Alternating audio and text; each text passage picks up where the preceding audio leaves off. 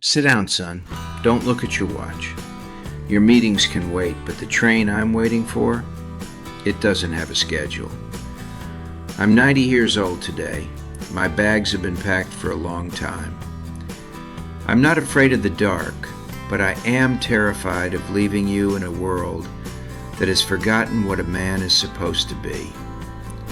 I've watched you grow, and I've seen you struggle. But before I close my eyes for the last time, I need to give you 10 things that no bank account can protect. Listen to me carefully. The world is going to try to soften you. It will tell you that being a victim is a virtue and that responsibility is a cage.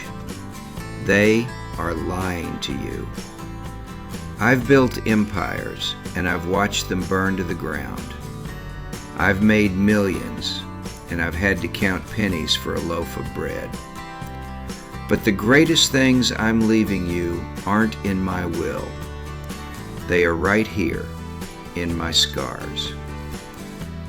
Let me tell you a story I've never had the courage to tell you until now. In 1984, you were just a toddler. I thought I was a giant. I had a company, a reputation, and a big house. Then the market turned. In 6 months, I lost everything. I remember sitting in my truck in the driveway of that tiny rented apartment, staring at the front door. I couldn't go in. I was ashamed to look at you and your mother.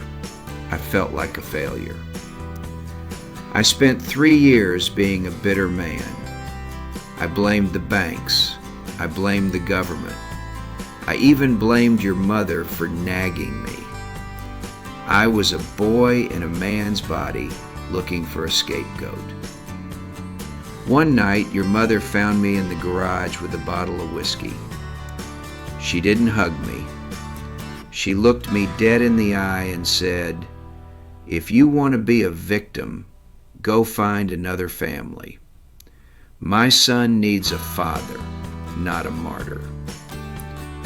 That was the coldest, most loving thing anyone ever said to me. I went to the bathroom, looked at my reflection, and whispered, "It's my fault. Not the economy's fault, not the bank's fault. Mine." That was the night I finally grew up. I started working 3 jobs. I cleaned toilets during the day and did accounting at night. I didn't care about my ego anymore. I only cared about being the man you deserved. 1. Extreme ownership. Listen to me, son. If it's your life, it's your fault. Everything. If your marriage is cold, it's your fault. If your kids aren't talking to you, it's your fault. When you blame others, you give away your power. When you say, "It's my fault," you take the steering wheel back. Don't be a leaf in the wind. Be the wind. 2. The power of solitude. Learn to sit in a dark room for 1 hour with nothing but your own thoughts. Most men are terrified of silence because they hate the person they're stuck with. They drown their conscience in noise and screens. If you can't be alone with yourself, you are a slave to the crowd. Silence is where the truth lives. Find your spine in the quiet. 3. Pick a hill to die on. You need an unshakable moral compass. For me, it was honesty. I once walked away from a deal that would have made us rich because it required a lie. We stayed in that small house for 10 more years. But every night, I looked you in the eye without flinching. A man without a code is just a mercenary. Decide what you stand for and never, ever trade it for a price. 4. Provide more than just paper. I made a mistake for half my life, son. I thought providing meant writing checks. I thought if the bills were paid, I was a hero. I was wrong. I provided money, but I withheld my heart. Your children don't need your money as much as they need your strength, your attention, and your time. Don't be a ghost in your own home. Presence is the only currency that matters in the end. 5. Emotional resilience. The world is going to punch you in the mouth. It's supposed to.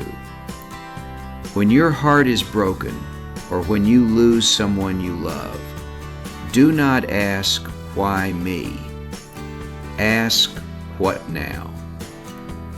Resilience isn't about being numb. It's about bleeding in silence and keeping the line moving. Don't ask for a lighter burden, son. Ask for broader shoulders. Walk through the fire without complaining. 6. Teach your children how to suffer. If you shield your kids from every hardship, you are not loving them, you are crippling them. A man who hasn't tasted failure is a dangerous man.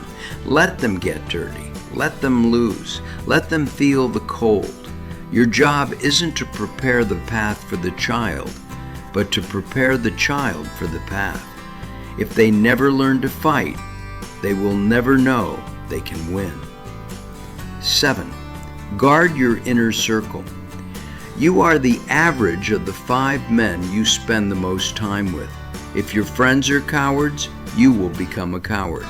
If they are unfaithful to their wives, you will eventually justify your own betrayals. Cut the weeds out of your garden, son, even if it means walking alone for a while. It's better to be a lone wolf than a dog in a pack of hyenas. 8. Respect hard labor. Never look down on a man with grease under his fingernails. Some of the wisest men I've ever known carried lunch pails, not briefcases. There is dignity in hard work, and there is poison in unearned comfort.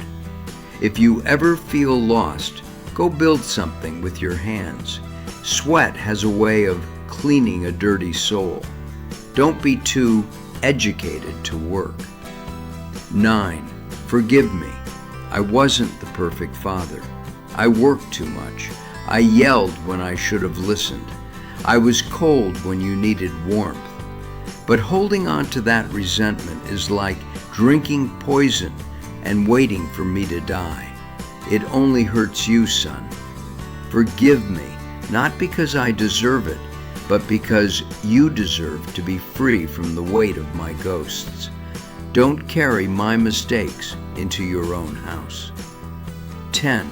Find your anchor. I spent 70 years thinking I was the god of my own world. I thought I could control the wind and the waves. I was a fool, and it made me an anxious, angry man. When I finally found something bigger than myself, an eternal truth, I finally found peace. Without an anchor, the storms of life will wash you out to sea. Don't wait until the light is fading to find what truly matters. Find your God, find your purpose, and hold on tight. Now, don't just nod your head and go back to your screen.